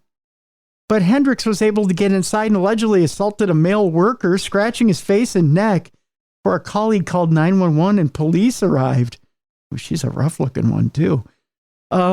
Hendricks initially refused to comply with officers' demands, but was eventually taken into custody. The Cookie-Fueled Clash, which, by the way, is the name of my new album, led to several charges against Hendricks, including aggravated assault with a deadly weapon, battery, and resisting arrest. Over cookies. I mean, McDonald's cookies are delicious. Don't get me wrong. They are. They're very good. Especially when they're warm. Oh, when they're nice and warm. I mean, that's, but it's not worth racking the slide on a gun. Mally, take a look at her. I think she's a little high, maybe. Yeah. Yeah. I think so. Little high, driving through the drive-through at McDonald's, and right. A little rough looking. Yeah. She's, let's just say she needed that cookie and a little bit more. Maybe she was looking for the Happy Meal on top of it. Might have been looking for a little something extra. I'm so curious to why she got a free cookie, though. I don't know. Maybe I just wonder. I don't know. Maybe you're right. Maybe it was her birthday. Maybe, I don't know. Maybe McDonald's in that area offers a free cookie if you know the secret password. I don't know. I don't know why free cookie. I don't know. But I probably would have given it to her the second that she started getting really bothered about it. Mm-hmm. I would have been like, fine, just get out of my drive-thru. Just go. Here's your cookie. It's not coming out of my pocket. Go. My smart ass would have started dealing it like cards in Vegas. I would have just started dealing out cookies into the front seat of her. You would have found it entertaining. I would have, one by one. I would have started shuffling the deck into her front seat. I wouldn't have handed her, like, you know how they have the nice little McDonald's Happy Meal carton of cookies? Yeah. Yeah, no, none of that. You're getting them one by one, sister, in the sleeves. I would have been like, I'm going to keep hitting until you yell stay. Yeah. You would have got them all in your lap. And then if you wanted a drink, I would have thrown a drink in and I would have locked the drive-through window and run into the back and put myself in the cooler. You're not finding me. Right. That's all there is to it. Yep. Would have had a little game of 52 cookie pickup going on in the front of your car. That's for sure. That's all I'm saying. Mally, need any fresh urine? Got anything going on? I think I'm okay. Are you okay over there? I'm okay in that category. You don't need any fresh urine? No, we're good. Okay. But thanks for asking. Oh, no problem. No problem. I go to the pain clinic once a month, and every once in a while they do the old urine test on me to make sure I'm just doing my legal drugs. Right. So I don't know. I don't know if I need this woman's name and number or not, but a woman was busted for a bizarre bid to game urine test. I don't even know what that means. A woman's stash sample contained soda and tap water. Oh. I feel like these people don't realize that that whoever's testing your urine is going to know that it's not urine. Yeah, you got to kind of pee a little in a cup and mix it with some stuff in order to make it urine. Right. Right? Or you need to find powdered urea somewhere and throw it in. Yeah. Yeah, I mean, you got to kind of make urine to make it urine. You don't... That these college education people. You don't take any of this. I happen to have lemon lime Gatorade in front of me right now. It does kind of look like urine from where I'm at. It looks like I'm sipping on piss right now. I'm talking to you. But you don't take the lemon lime Gatorade, throw it in a bottle and go, here we go. Right. I made onesies. And then hand it to the clinician. Right. Like they're not going to know. Yeah, they're going to go, oh, come on, buddy. That's Gatorade. Yeah. You just don't do that, right? Mm-hmm. Yeah. In a harebrained scheme, we're going to, I believe this is Florida. We're going to Florida. Again. Yeah, again. So this would explain a lot of this. In a harebrained scheme destined to fail, a Florida woman thought she could game a court-ordered urinalysis test with a pill container filled with soda and tap water. So what kind of soda has that color? Mountain Dew isn't quite that. Yeah, that's kind of like fluorescent. That almost. is. Boy, if your pee is that color, you got some issues. Yeah. Better check your kidneys. Would squirt be that color? I'm trying to think. It's been a while since I've had squirt. I'm trying to think of what soda is that color. Yeah, it would probably be, I would think that would be closer to the color. Yeah. As a result of guilty pleas last month to a pair of felony charges, 44-year-old Shannon Hunter, who quickly slammed her urinalysis test in front of the... No, I'm kidding. She didn't. Although it would have been funny if she would have popped that sucker open and drank it right in front of the clinician. Was required to provide probation officers in Clearwater with a urine sample. I'll show you her picture in a moment. She's running for beauty queen of Clearwater. I don't know if you know that or not, Mally. Hunter, who recently copped to possessing painkillers without a prescription and theft counts, apparently knew her urine would prove to be dirty. You're kidding me, right? So she attempted to use a prescription pill container. Of course. I'm not taking prescription pills, but here, let me provide you a prescription pill container full of fake piss. Oh, God. It keeps getting better. So she attempted to use a prescription pill container full of an unknown liquid to pass her urinalysis, which, by the way, is not sterile or safe, according to an arrest affidavit. So the scheme, which involved Hunter hiding the pill container inside herself, oh boy. Oh. Yeah, was detected by probation officers familiar with the popular container in the vagina gambit. I didn't know that was a gambit name. Yeah. Which is sex. That means more than one person has done it. Yeah. Yeah. I didn't know it. Wow. I guess desperate times. Desperate measures. Yep. Yep. Usually such a container will hold synthetic urine sourced online or pee provided to the probationer by an acquaintance. But soda and tap water, I guess, is also in that deal, too. After being read her rights, Hunter, however, admitted that the liquid in her plastic container was just soda and tap water, a concoction that would have surely resulted in a failed test. While court records do not identify the soda involved, either Sprite or Mountain Dew would seem like a good bet. Sprite or Mountain Dew. Horrible, horrible choices. That's their new advertisement. That's right. You want to pass your next drug test? Use Sprite. It was 7-Up. Crisp and clean and never mean. Look, it's my urine test. Yeah. Heads up, 7-Up. Heads up, 7-Up. It's unclear why Hunter thought submitting a urine sample containing no urine was a wise choice. During a court appearance, Hunter pleaded no contest to a misdemeanor charge of urinalysis fraud. It's only a misdemeanor, kids. She was sentenced to a maximum of 20 days in the county jail, was ordered to pay fines and a court costs totaling $500. Hunter's rap sheet includes convictions for theft, possession of drug paraphernalia, domestic battery, narcotics possession, and driving without a license. So she's got what we know as the economy plan in court. Here's a good look at Hunter, Mally, just to let you know. Oh, that, hiding it where she hid it is probably not the most sanitary place. There you go. Just when you thought that people can't get any dumber. Oh, she qualifies for the dumb criminals part of our program. Yeah. That's right. The story in Tennessee about the cop sex scandal. Oh, is it the one woman with like all those guys? Yes. Yeah. Thank you for putting it so eloquently. Yes, the cop train in Tennessee. It turns out that that one cop, the woman on top, so to speak, joked about the romps, shared explicit images in court documents that we're reading. The disgraced ex-chief of the Tennessee Police Department joked about, actually the top cop joked about it. The disgraced ex-chief of the Tennessee Police Department joked about underling Megan Hall's sexcapades, evidently, and shared explicit images of her on a burner phone that he named Old Boy. Oh, gee. Yeah. This according to court records. Former Laverne Police Chief Burl Chip Davis was fired over the seamy scandal. I put a T in it just to make it fun.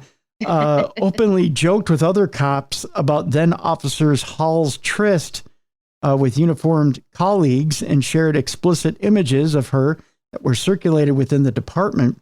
The chief later feigned ignorance when questioned as part of an internal investigation until he had no choice but to come clean. That was in the story. I didn't put that in there.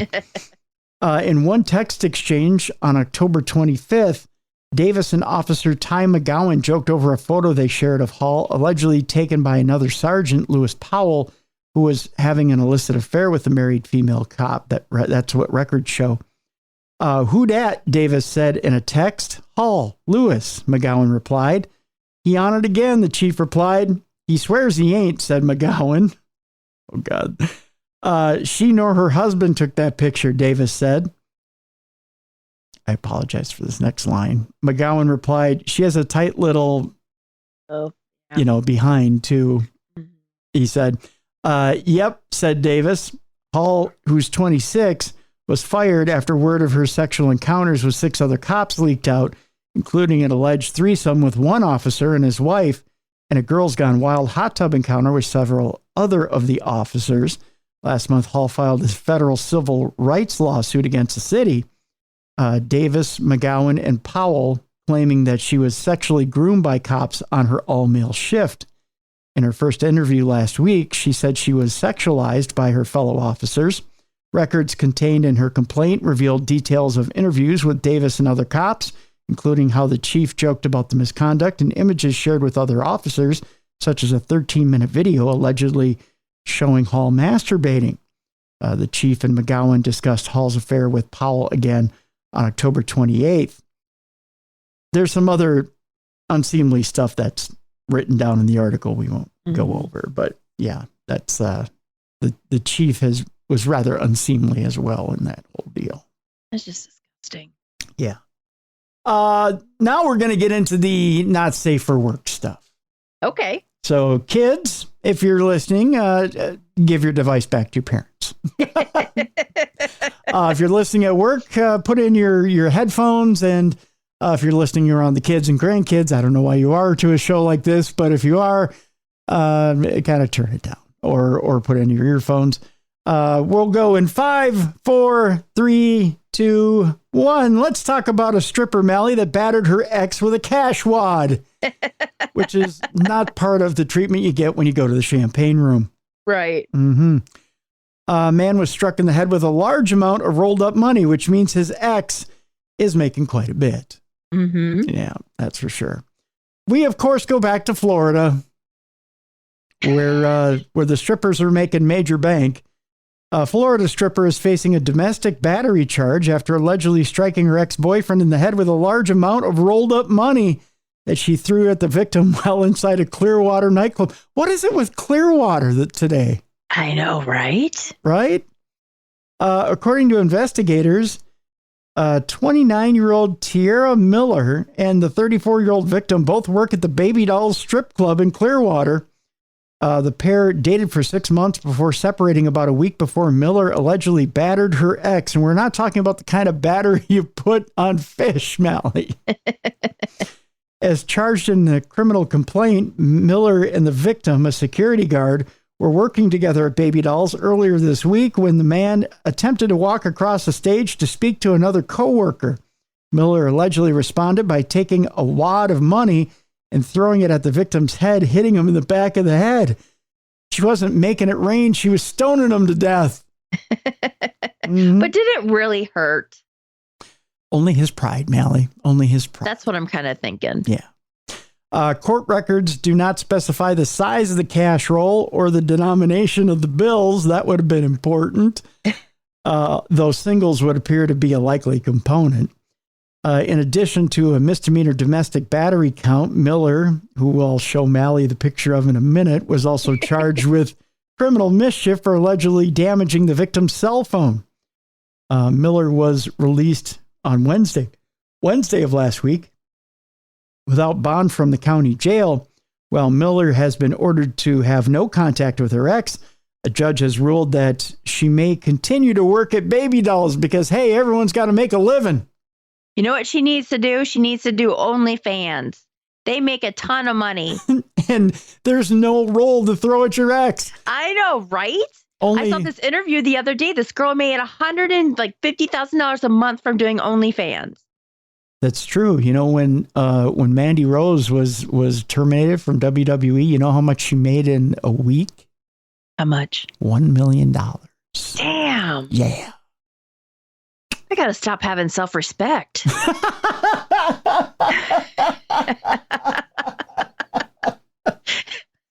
I'm just saying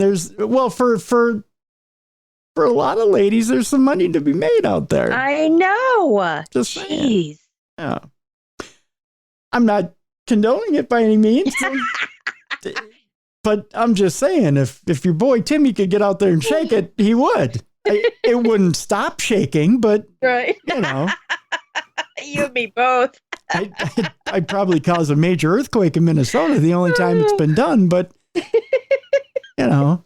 But hey, there'd be, you know, if there'd be some cash behind it, hey, let the state shake and, you know, just call some seismologists before it happens.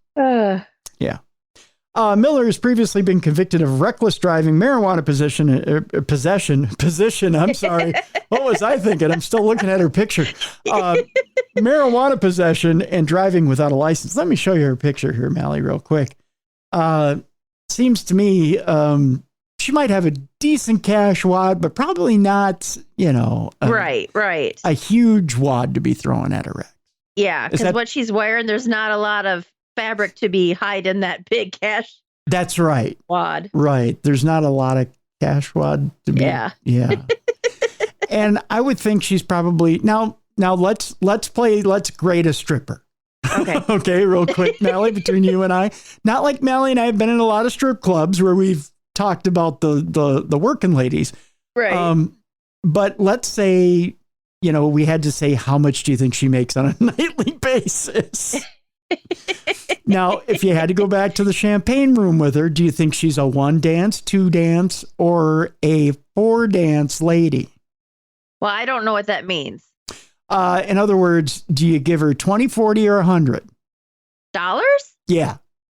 I bet she probably gets a lot of 20s. Yeah, she's probably a 1 dancer. Yeah. Yeah, I don't think she makes a ton of money. Yeah. But she probably does all right for herself. Right. I mean, they got to make a living. So, I mean, I don't want to put down anyone that's trying to make an honest living. Yeah. But she looks kind of scary. Because let's get catty for a moment, Mally. You and I don't get to do this very often. She don't have a faux head. She got a 7 head. Yeah. Well, and she needs a boob job. Yeah, exactly. If you're going to be exposing them, you should probably have nice ones. That's right. You shouldn't have flapjacks. You should have blackjacks. You know what I'm saying? Yeah. See what I'm saying? This is another reason why I'm not doing OnlyFans. This is my ghetto side hanging out right now. But I bet you she's got some long nails. She looks like the kind that would have like those super long nails. Oh, yeah. The kind where you never want her to clean out your eyes if you got a little bit of sleep in them. Just saying. So, yeah. Anyway, so that was Mally and Tim's stripper review. So thank you for joining me in on that, Mally. Now I won't get God, Tim, you are so vain. Your face is going to be like put at like next to the bouncers. Like you're not going to be allowed into any of these strip joints. Well, I just won't be allowed to go into what was the name of this club in Clearwater? Baby Dolls. Yeah, they won't let me into Baby Dolls in Clearwater because she'll be out looking for me. Yeah, she's like, I'm gonna hit that mother with the wad of cash so big, I'm gonna have to work for 3 weeks to gather it. I'm just saying, because she's. But that guy did do her wrong. He walked across her stage. Well, he was going to talk to somebody else who probably made more money. I'm sorry. Is that one of these? Yeah, it's probably yeah. See, I've got this loaded up. So, yeah. What it probably was is this girl was dancing and she said, "Hey, could you get your ex out of the way? Her forehead is glaring light in my eyes." So she's like, "I can't see the people who are trying to tip me."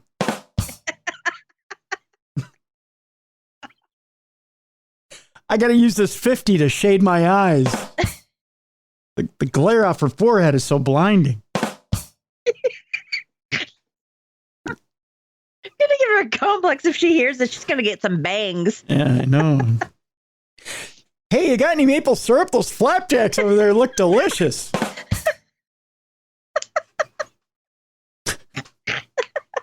I don't know. So, yeah. And this has been Florida Stripper Talk on Dumb Crime Stupid Criminals. Yeah, so yeah, we'll get off that subject. I know nobody get off on a stripper. So, oh, I'm kidding, Mally. That's horrible.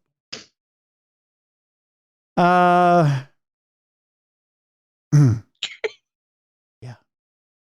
You know what? I forgot about the one story that isn't terrible, horrible. Actually, I have two stories that aren't terrible, horrible, that are not safe for work that we should read, and then we'll get back to the not safe for work story.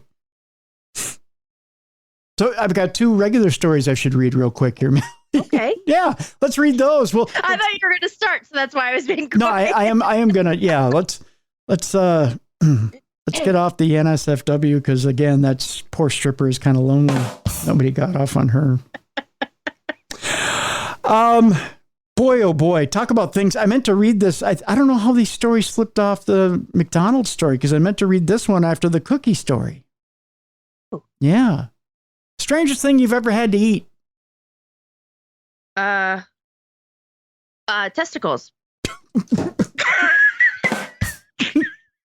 Boy, that is kind of appropriate after the stripper story. No, Thanks for we were throwing that in. Colorado. Yeah, Bull well, testicles. I'm sorry, say that again.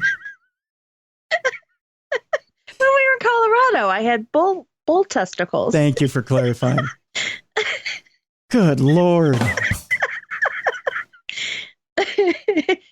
Jeff Belanger made me eat them. Rocky Mountain oysters. Man. Yeah. Yes. Okay. Wow. Okay. now that I found my center. So two Nebraska men. I'm just going to leave that one alone. Two Nebraska men are charged with killing a bald eagle to eat it. Ew. Yeah, I know, right? You would think that'd be a little chewy. I'm just saying. Just a tiny bit. I don't think bald eagle are known for tasting like chicken. The beginning line of the story is horrible. Didn't they know that's illegal? Oh, geez. Yeah, I know. Two Honduran nationals were arrested in Nebraska on Tuesday after shooting and killing a North American bald eagle with the intention of cooking and eating the protected national bird. That's just not American. No. No. They're not very patriotic. No. The two men were identified as Ramiro Hernandez, I believe it is Siken, and Domingo Cetino Hernandez, both 20 years old, Honduran nationals living in Norfolk. The Stanton County Sheriff's Office said in a press release. The duo indicated to authorities that they planned on cooking and eating the bird. Police officers responded to a report around 4 p.m. of a suspicious vehicle near the main Wood Duck Recreation Area, located about 3 miles southwest of Stanton. The car was found on a field in the 629-acre wetland, and when officers stopped the men, they determined they had a dead North American bald eagle in their possession.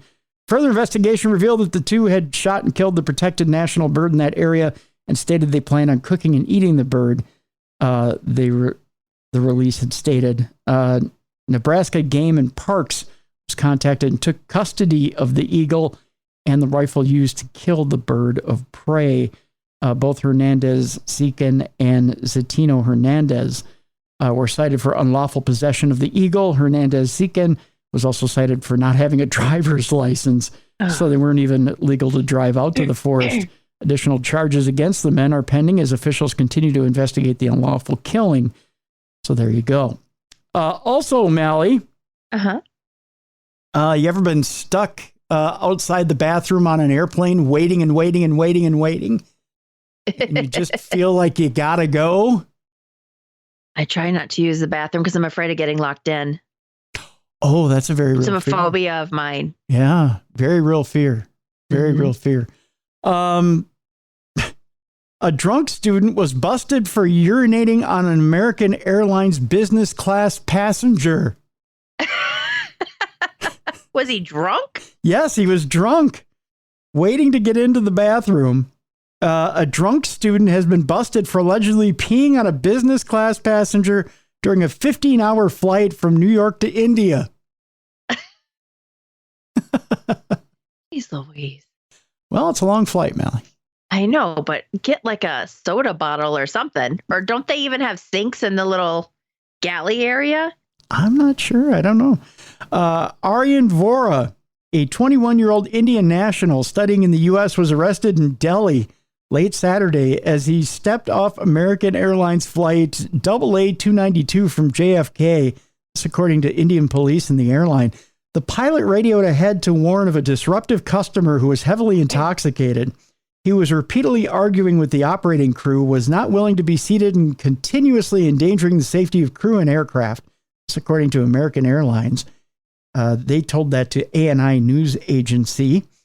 After disturbing the safety of fellow passengers, he finally urinated on a passenger, the airline said. Also, he's playing Duck, Duck, Grey Duck with the passengers in his urine. He's like, not on you. Nope. Not on you. Nope. Yep. You.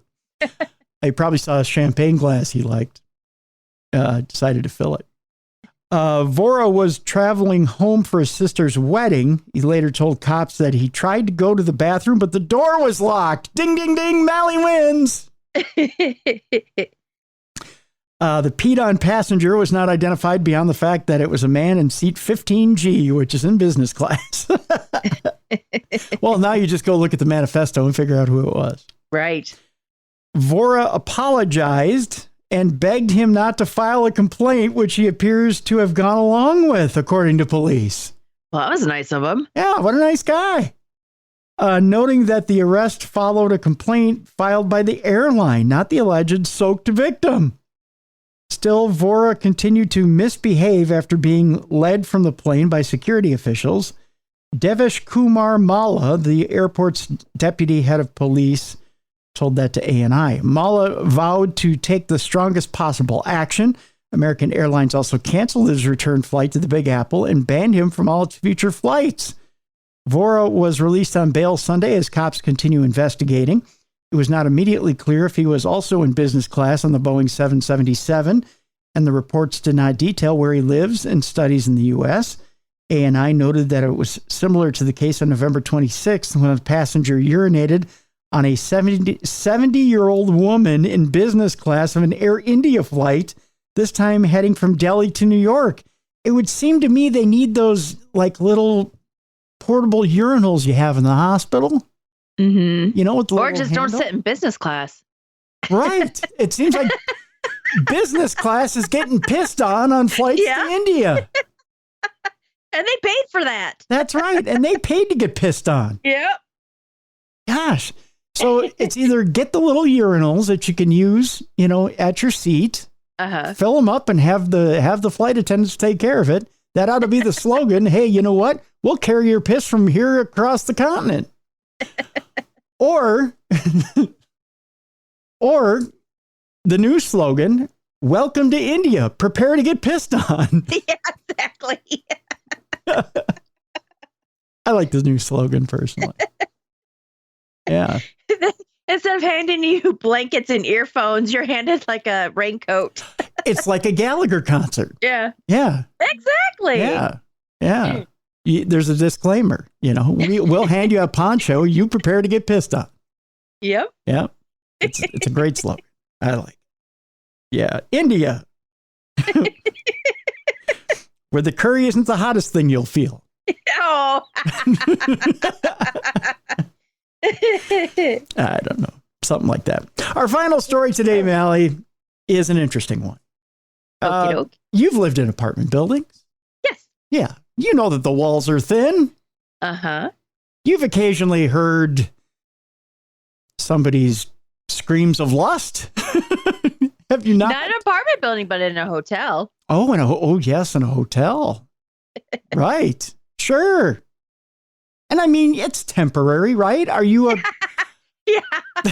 Depending on the person. Exactly. It could be Anywhere all of, from 3 minutes to an hour. That's right. You know, I mean, do you just turn up the TV, or are you an impatient person? Do you actually say something? Do you bang on the wall? What do you do? What's your? I would probably just turn up the volume. Yeah, you're not one who gets vocal about it and tells them to shut the F up. They're having fun. They're having a I don't want to stop the fun. You don't want to. You're not a party pooper, so to speak. No. Well, we go to Texas, where a couple of sisters were busted for threats over some loud sex. It turns out that cops said that some gun-toting Texas sibs were menacing their noisy neighbors. Turns out, and there's not a tolerance for sexes in Texas. Angered that a couple in a neighboring apartment were making too much noise during sex, a pair of gun-toting Texas sisters allegedly threatened to shoot the loud lovebirds. This, according to they're just jealous because they're not getting some. See, that's what it is. According to cops who arrested the siblings for felony assault, investigators busted 25-year-old Alexis Davis and 21-year-old Treasure Bibbs following a confrontation at an apartment complex in Houston. Davis and Bibbs, I have a picture of both of them, by the way. I'll show you here, Allie. You'll understand why they were pissed off, I think. Yeah, they're not dressed up for a weekend of having fun, that's for sure. Gotcha. According to police, an ongoing dispute over noise emanating from the nearby apartment had already resulted in Davis and Bibbs leaving notes on the couple's door. Oh, so they were going at it regularly. They had a, let's just say, healthy relationship. Yes. They were leaving notes on the couple's door threatening to kill 30-year-old Kevin Frank and 29-year-old Kiera McPherson and the pair's children. Oh, they were going to clean sweep at the apartment, evidently. During the February 13th encounter at the Worthington development, Davis and Bibbs both allegedly brandished a firearm and threatened to kill Frank and McPherson with a gun for being too noisy. Yikes. Davis and Bibbs were arrested for aggravated assault with a deadly weapon, which carries a maximum penalty of 20 years in prison in this Texas town. Bibbs was freed from custody after posting $15,000 bond. Davis remains locked up in the Harris County Jail in lieu of, guess how much bond, Allie? I'm going to say 25. Let's go a little higher. Oh, 50. One more try. Higher or lower? Higher. Dang, 100,000. Close, but $200,000 bond. Woo, lordy. Evidently, you don't shoot the amorous in Texas. Yeah. And since she's also facing trial in a prior felony case, so she's got a little. She's got a little record. Yeah, she's got a little record, something on there, for which she was free on $10,000 bond when she brandished the weapon and said, "All right, quit the screwing around." So she probably shouldn't have been brandishing a weapon and threatening people. Davis was busted last year for allegedly stealing a 2008 Buick from a used car lot in Pasadena, which is a Houston suburb. The $8,000 vehicle had been repossessed after Davis failed to make any payments beyond the initial $1,700 that she put down on the automobile. Cops allege that Davis, aided by an unidentified black female, cut the lock on the Autos for Less security gate at 3 a.m. in the morning on April 27th. I know, folks, 3 a.m. in the morning is an oxymoron, so am I.